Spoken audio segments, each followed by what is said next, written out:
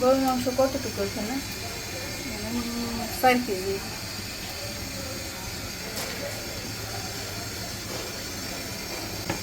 পেঁয়াজ হচ্ছে 10-15টা।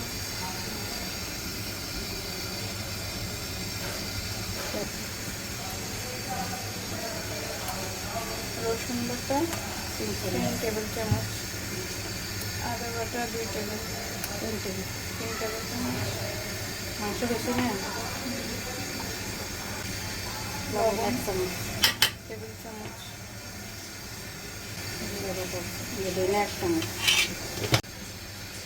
গুঁড়ি 1 চামচ,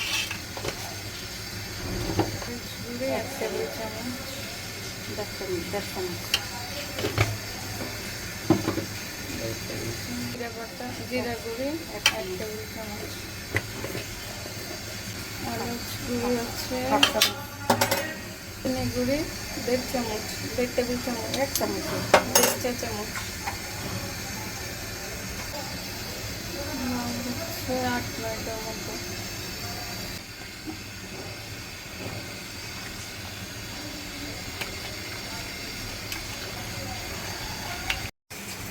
আধা ঘন্টা ভালোভাবে সিদ্ধ করে পানি দিয়ে জল দিয়ে রান্না করে তারপর আধা ঘন্টা হইলে উঠাই ফেলবো। আধা ঘন্টা না, 15-20 মিনিট মাংস সিদ্ধ হয়ে গেছে।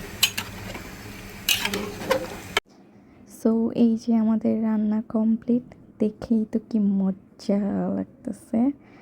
কোরবানির গরুর মাংস বলে কথা। সো পাশে থাকবেন, সাথে থাকবেন, সবাই সুস্থ থাকবেন। আল্লাহ হাফেজ।